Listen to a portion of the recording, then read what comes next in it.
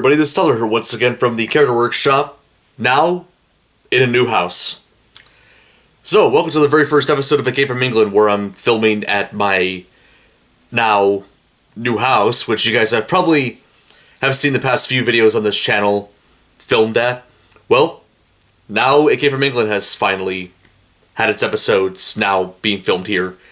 I don't know where I was going with that statement, but yes, welcome back to It Came From England. Now we are back on a regular basis making episodes. Minus the one that I did back in February where I talked about the fact that Train Boy 7 removed all of his old Thomas the Model Railway Engine videos, but we are back on our normal It Came From England schedule.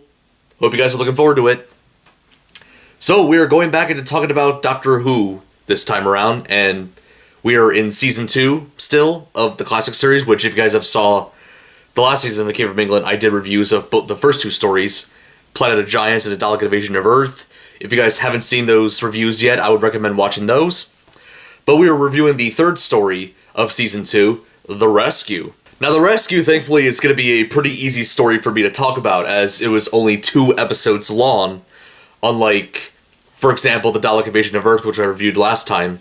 That was 6 episodes, so this one doesn't have as much to really say about it, but without further ado, let's get on to the plot. So right off the start, this story didn't, completely ignore the events of what happened in the Dalek Invasion of Earth, with Susan no longer being a part of the crew.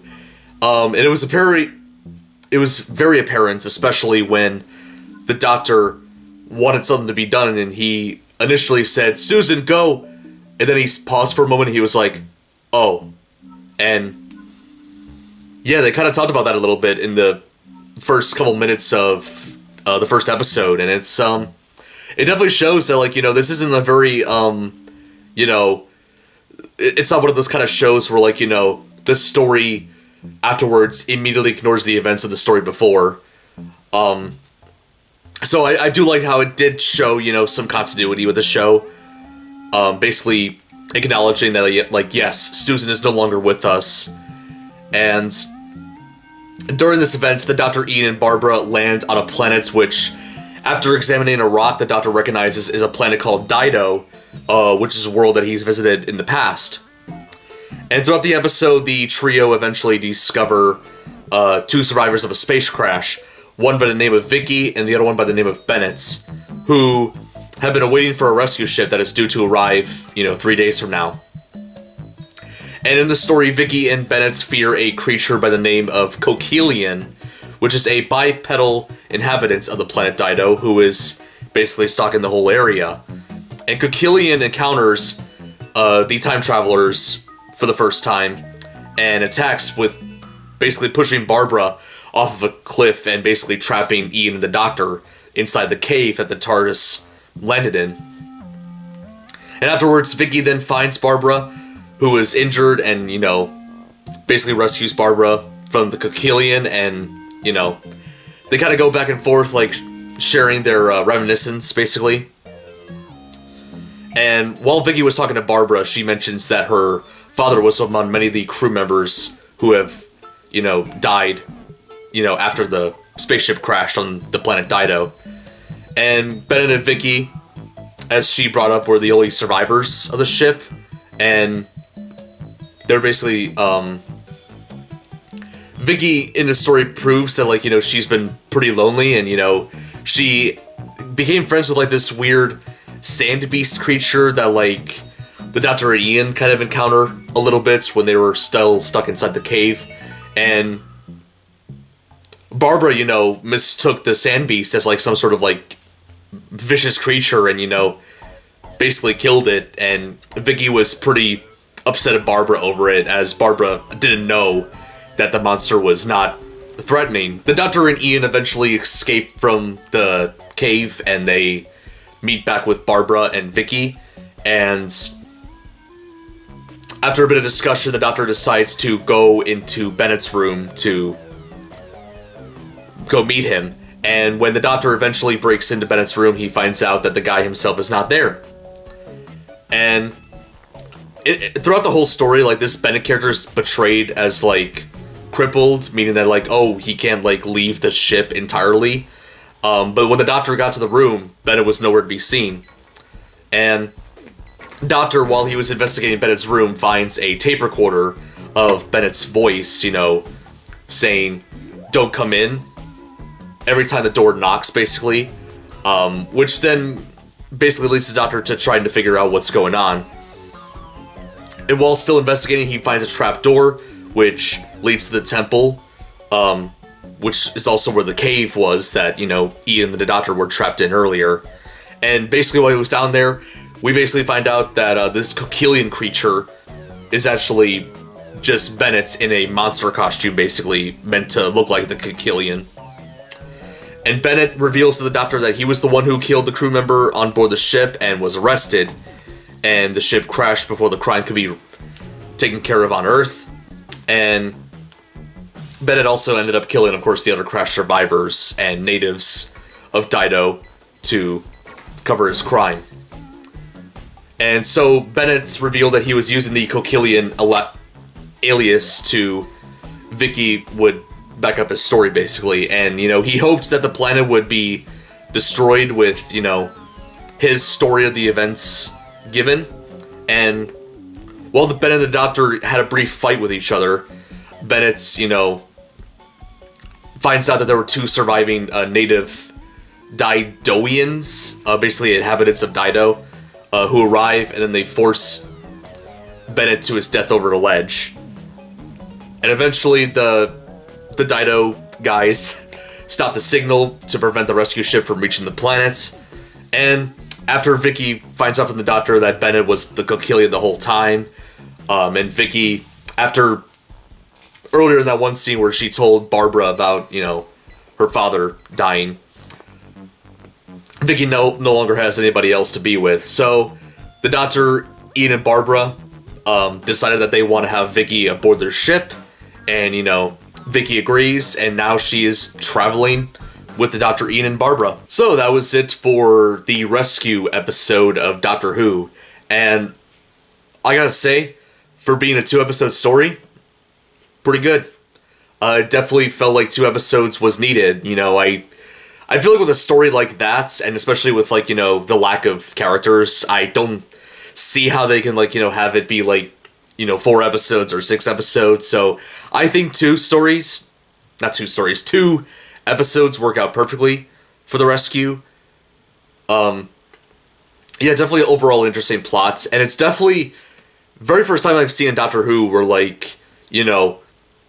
this monstrous creature that you see, actually ends up being a guy dressed up as the creature, which I think was, pretty funny, especially since, a lot of times classic Doctor Who is always given that, the phrase, oh, cheesy monster costumes, and now it's kind of funny how, in the episode itself, we see a guy that's actually disguising as a monster.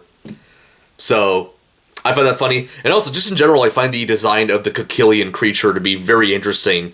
And apparently I found out that this design for the creature was inspired by just a simple close-up of a fly, which I guess makes sense, because the Kokilian definitely, has a very fly-like appearance, and makes a lot of sense. So obviously, let's talk about one of the biggest things that the rescue introduced, and that was Vicky, basically the very first companion to replace a previous companion, which, obviously, I gotta, compare, Vicky's appearance here to basically, versus Susan's first appearance, and I guess in general, just Susan's overall, role in Doctor Who. Vicky definitely gave a pretty, strong, first impression, I would say. Kind of very similar to Susan. She does have, somewhat of a child,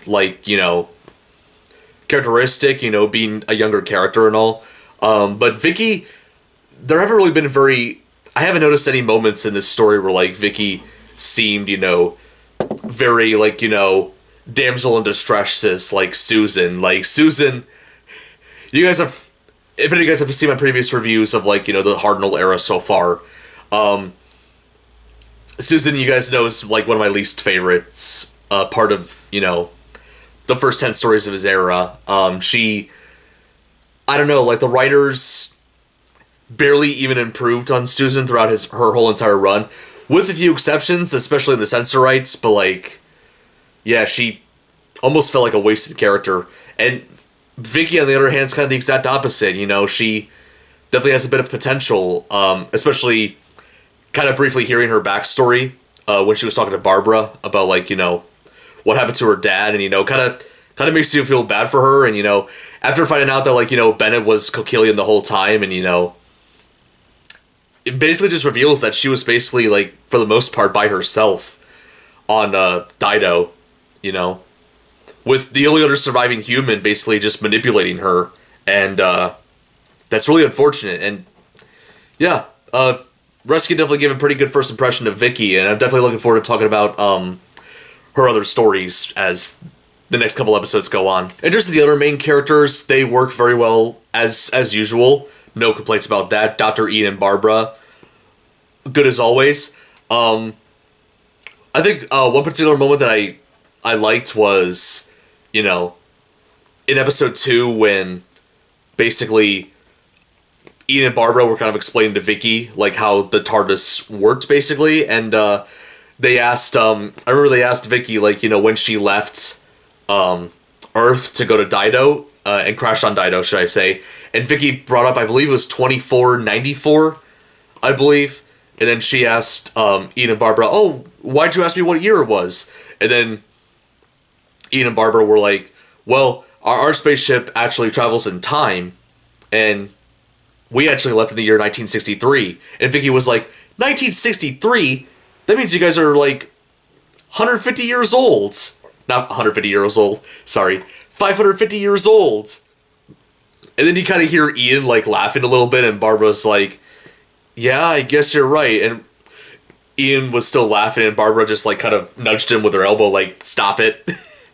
It's stuff like that that's kind of funny. And obviously the Doctor's good as usual, and, you know, I definitely love how, like, pretty involved with the plot he is. What did I say? Excuse me. So what I was trying to say is that I love how the Doctor was incorporated into this story. Definitely love the fact that he was able to solve, like, a lot of the main issues of the episode and a lot of the biggest mysteries. Like, it was him who, like, found out that Bennett is Coquillion and basically, you know, resolved the whole story, which is not always the case a lot of the times. Like, you know, obviously Doctor being, you know, the main character and all, obviously, you know, you would expect, you know, him to discover everything in the very end. But, like, there have been times where, like, you know, some of the other characters kind of, like, you know, find out about stuff before he does. So it was kind of interesting that, like, you know, the Doctor finds out and saves the day, I guess. And on topic with the Doctor, I love his interactions with Vicky in this story. Definitely almost, like, on par with, like, his interaction with Susan, you know, kind of, you know, acting like Vicky is, like, almost like a niece or like a daughter to him or something, you know, kind of, you know,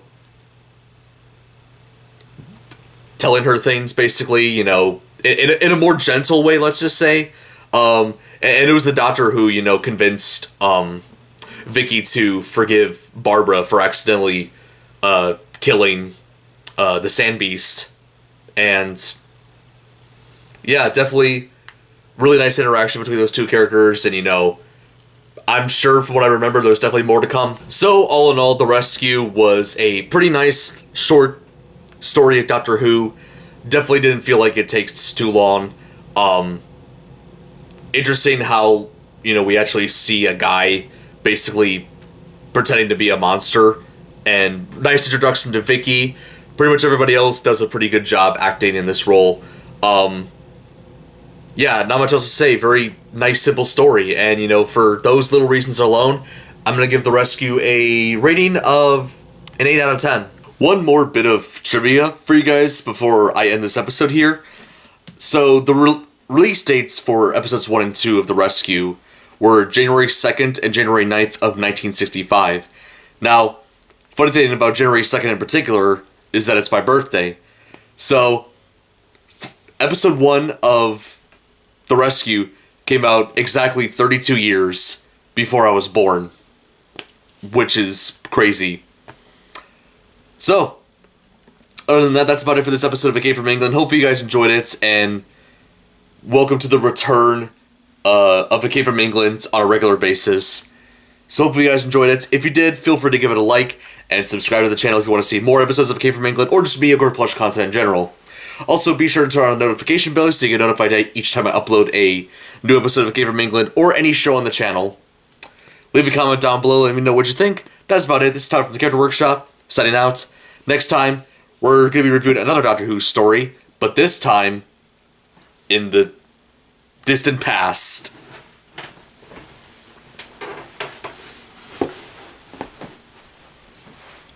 I don't know why that took longer than usual, but screw it.